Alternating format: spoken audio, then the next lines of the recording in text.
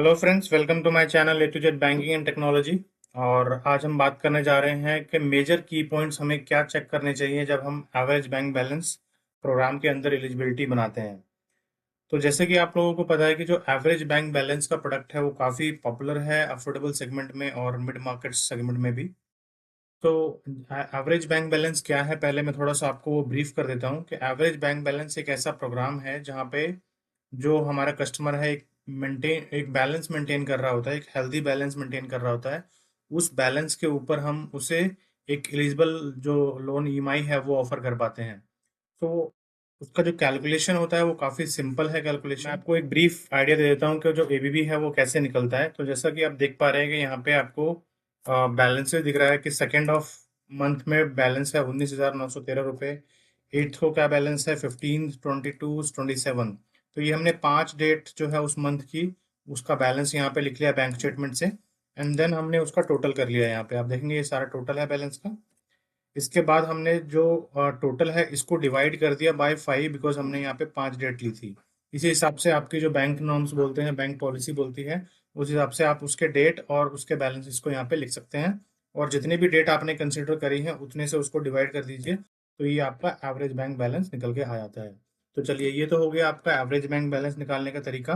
But point अब यहाँ पे ये आता है कि जो हमने बैलेंसेस कंसिडर किए हैं, उन बैलेंसेस में ऐसी क्या क्या एंट्रीज होती हैं, क्या क्या ऐसी चीजें होते हैं जिनको हमें बैलेंस कंसिडर करते वक्त हटाने चाहिए, या उन उन जो एंट्रीज हैं उनको कंसिडर नहीं करना चाहिए। सो बेसिकली यहाँ पे कहने का मतलब ये है कि जो ऐसे क्या मेजर चीजें हैं जिसे हमें बैलेंस में कंसिडर करने से पहले उसे अच्छे से चेक करना चाहिए और उसे रिमूव करना चाहिए, ताकि आपका जो एवरेज बैंक बैलेंस है वो इन्फ्लेटेड ना हो, वो कोई ऐसी एंट्री को कंसिडर ना कर रहा हो जो कि नॉन बैंकिंग से रिलेटेड हो, जो उसके बिजनेस से रिलेटेड ना हो। तो चलिए, मैं इसी पॉइंट्स पे डिस्कशन करते हैं।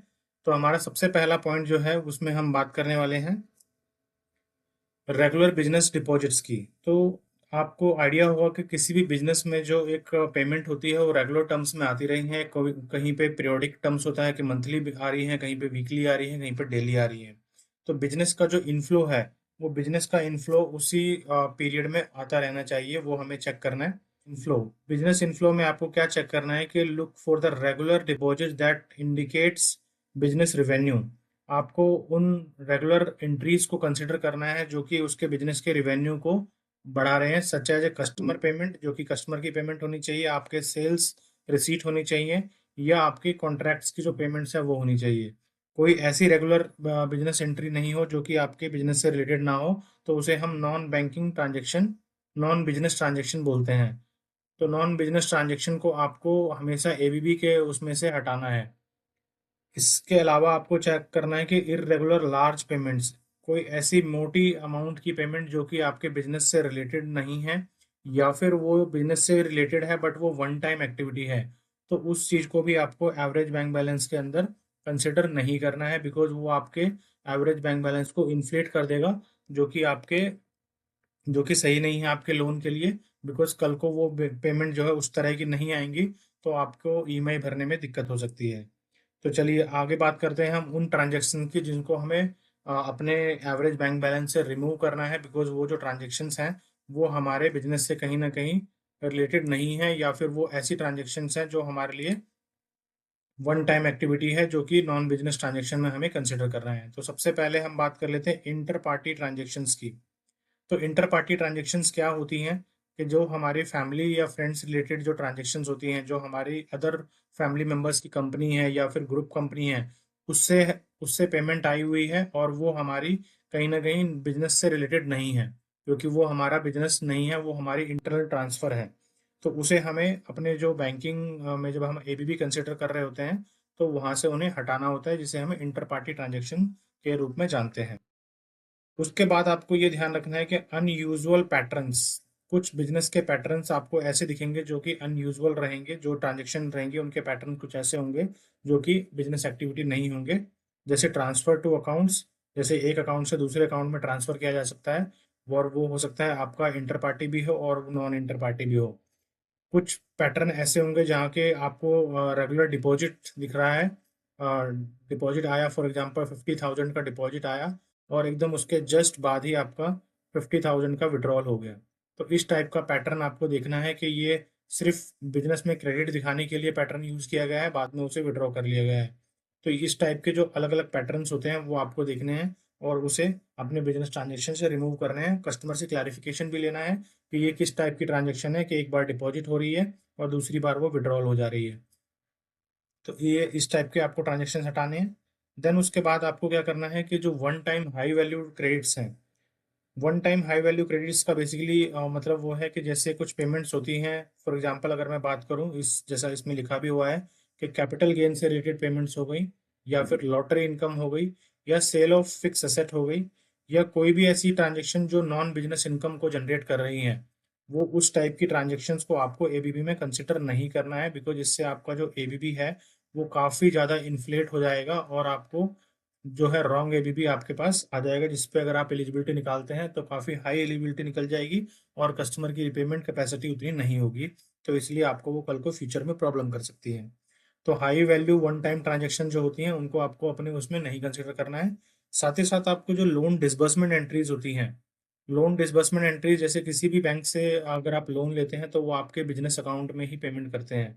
तो जैसे ही उनकी डिसबर्समेंट की एंट्री आती है आपके बैंक के क्रेडिट साइड में, तो आपका जो बैलेंस है काफ़ी हाई हो जाता है। और वो जब तक उस अमाउंट को विड्रॉ नहीं करता, फॉर एग्जांपल अगर आपके अकाउंट में 5 लाख रुपए का लोन डिसबर्समेंट आ गया, तो आपका जो बैलेंस है वो 5 लाख रुपए प्लस आपकी जो एग्जिस्टिंग बैलेंस था वो ऐड ऑन होता चला जाएगा। तो इसमें क्या रहेगा कि आपका एबीबी जो है वो आप इन्फ्लेटेड पकड़ोगे। और अगर इस अमाउंट को उसने विड्रॉ नहीं किया ड्यूरिंग द पीरियड, कि जैसे ही आपका आया और आपने उसे यूज़ नहीं किया और वो अकाउंट में बैलेंस पड़ा रह गया, तो आपका जो एबीबी है वो हमेशा इन्फ्लेटेड दिखाई देगा 5 लाख रुपए से, जो कि आपका बिजनेस ट्रांजेक्शन नहीं है, वो आपने एक लोन लिया है।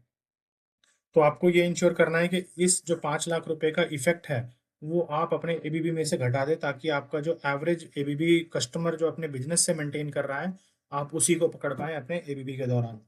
तो ये काफ़ी इंपॉर्टेंट है। आप देखेंगे कई सारी बैंकिंग में आपको बिजनेस ट्रांजेक्शन्स में लोन डिसबर्समेंट, बैंकिंग जो है बिजनेस की, उसमें लोन डिसबर्समेंट की एंट्रीज दिखेंगी। आपको उसे फैक्टर, आपको उसे रिमूव करना है उसके इफेक्ट को, और एबीबी जो है एक्चुअल बिजनेस की एबीबी को ही कंसिडर करना है।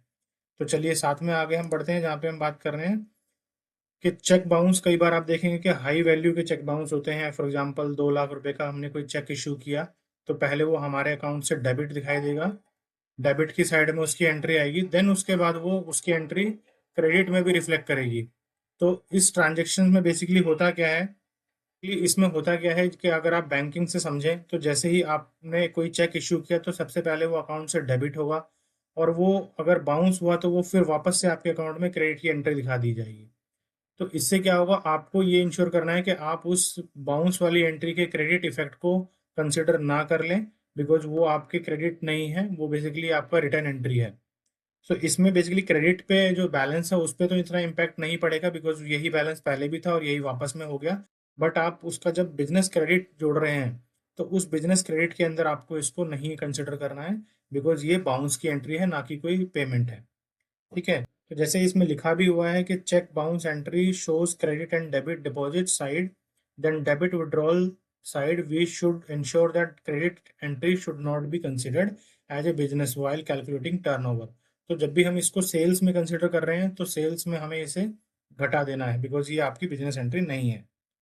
तो चलिए आगे आपको क्या और चीज़ चेक करनी है कि जो आपका बिजनेस पेमेंट्स होती हैं, तो जनरली आप देखेंगे हर पेमेंट्स जो है हर बिजनेस में कहीं ना कहीं जीएसटी इम्प्लीमेंट होता है।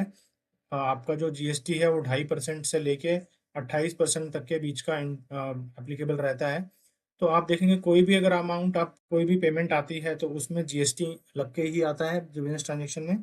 तो अगर कोई भी राउंड फिगर में एंट्री आ रही है तो उसका आपको इंश्योर करना है कि ये राउंड फिगर में क्यों है, क्योंकि हो सकता है कि उसमें जीएसटी ना इनपुट किया गया हो। अगर जीएसटी इनपुट नहीं है तो आप देखिए बिजनेस प्रोफाइल क्या है, क्या उसमें जीएसटी एप्लीकेबल है या नहीं है।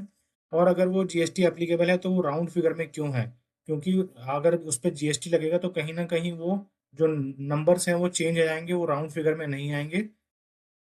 तो आपको कई बार ऐसा क्लैरिफिकेशन मिलेगा कस्टमर से कि जी हमारी जैसे मान लो 2,25,000, 2,25,856 रुपए की पेमेंट बन रही थी, तो कस्टमर ने हमें 1 लाख रुपए अभी डिपॉजिट कर दिया, बाद में वो 1 लाख ₹25,556 की जो पेमेंट है वो बाद में करेंगे, या फिर उसके बाद जो लास्ट पेमेंट आई उसमें ₹25,556 आ गई। तो आपको ये ट्रैक करना है कि ऐसा अगर हुआ है तो उसका ये रीज़न वैलिड है या नहीं है। क्योंकि कई बार आपको ऐसी पेमेंट दिखेंगी जहाँ पे सारी जो टर्नओवर है वो राउंड फिगर में आ रही है। अगर पूरी की पूरी टर्नओवर आपकी राउंड फिगर में है तो कहीं न कहीं वो टर्नओवर जो है बोगस हो सकती है, वो बनाई हुई हो सकती है।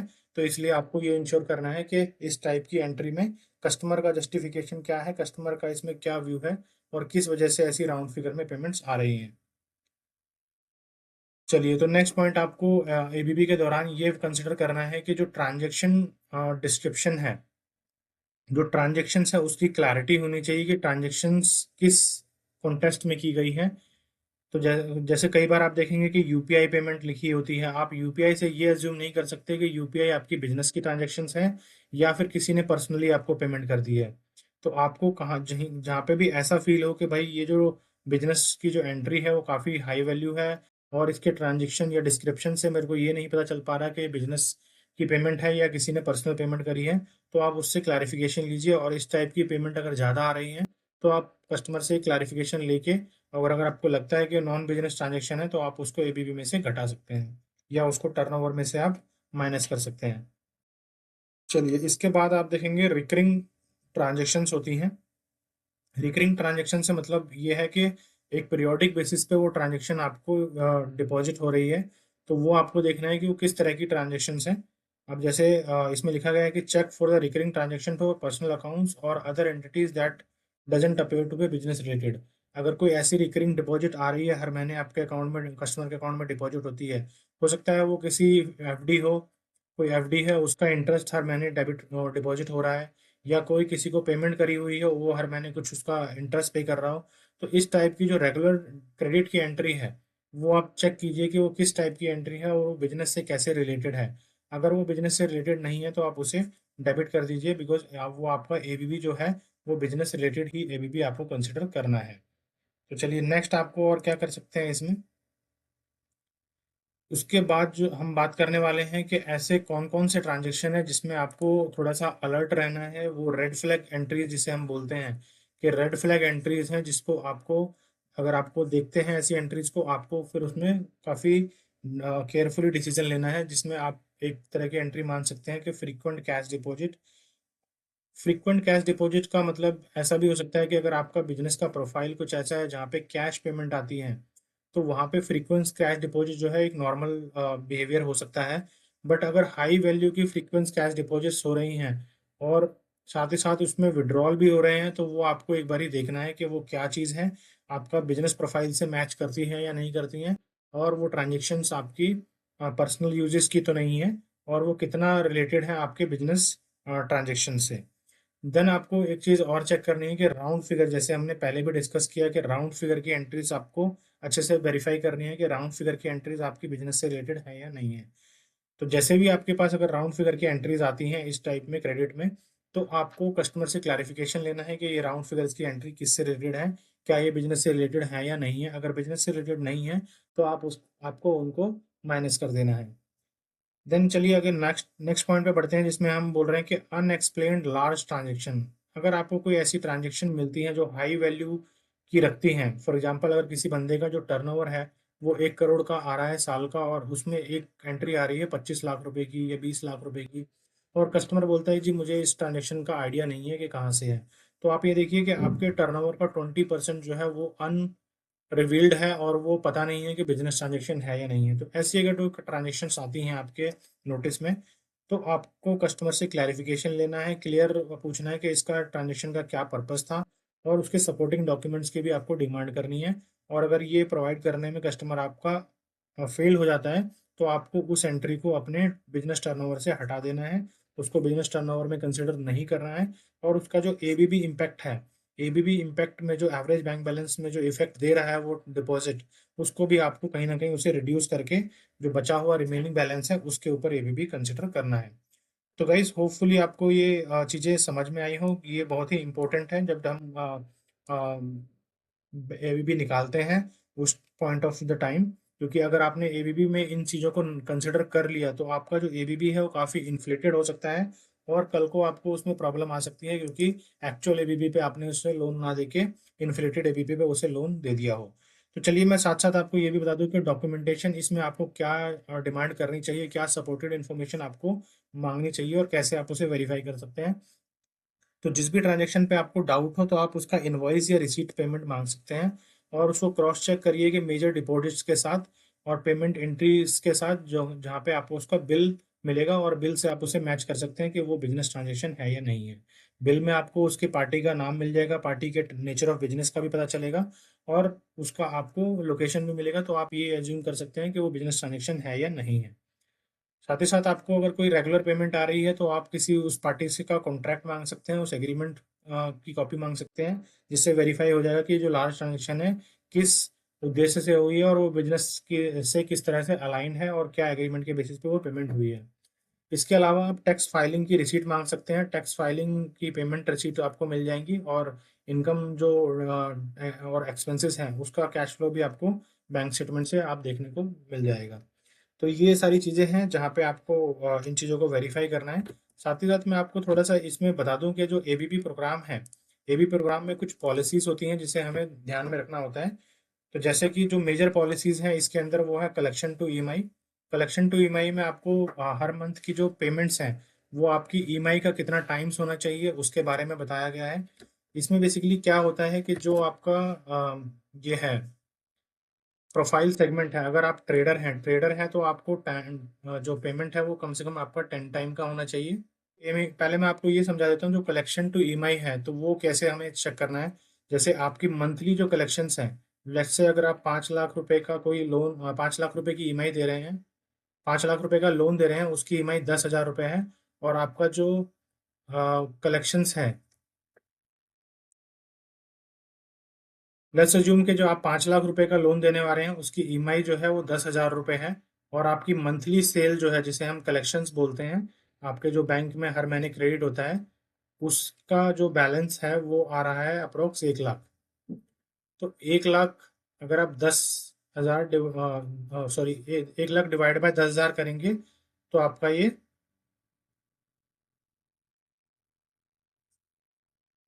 10 टाइम्स का आपका ये कलेक्शन टू ईएमआई आ जाएगा, 10x का। तो इसी तरह आपको ये देखना है कि अगर आप ट्रेडिंग इंडस्ट्री से हैं तो आपका मंथली कलेक्शन कितना आ रहा है, अगर आप मैन्युफैक्चरिंग से हैं तो आपका मंथली कलेक्शन जो है कम से कम 8 टाइम होना चाहिए, सर्विस इंडस्ट्री से हैं तो 5 टाइम होना चाहिए। अब आ जाता है मेन पैरामीटर जिसमें हम बोलते हैं कि एबीबी टू प्रपोज ईएमआई कितना होना चाहिए। तो एबीबी टू प्रपोज ईएमआई की आपकी पॉलिसी आपके बैंक के अकॉर्डिंग हो सकती है, बट जनरली आप देखेंगे तो इस टाइप की पॉलिसीज होती हैं जिसमें आप जो एबीबी है वो जितना भी आप लोन ऑफर करने जा रहे हैं उसका एटलीस्ट 1.5 टाइम्स होना चाहिए। अगर आप 5 लाख रुपए तक का लोन देने जा रहे हैं तो आपकी एम जो एबीबी है वो आपकी 1.5 टाइम्स होनी चाहिए। तो 1.5 टाइम्स का मतलब क्या है कि अगर आप ईएमआई जो है, ईएमआई अगर 10,000 रुपये की देने वाले हैं तो आपका एबीबी जो है वो आपका 15,000 रुपये का होना चाहिए, तभी आपका ये 1.5 टाइम होगा एबीबी टू ईएमआई। और उसी तरह अगर आप 5 से 10 लाख रुपए का लोन देने जा रहे हैं तो आपकी ईएमआई अगर 20,000 रुपये की है तो आपका एबीबी जो है वो 40,000 रुपये का होना चाहिए।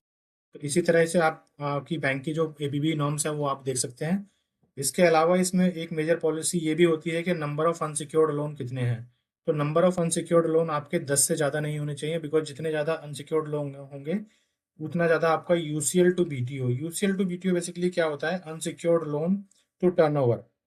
अगर अगर आपका मान लो टर्नओवर जो है वो 1 करोड़ का है, और आपने लोन्स जो है अनसिक्योर्ड बिजनेस लोन जो है वो 20 लाख रुपए के ले रखे हैं, तो आपका 20% जो है वो हो गया आपका यूसीएल टू बीटीओ, मतलब अनसिक्योर्ड लोन आपके टर्नओवर का 20% है।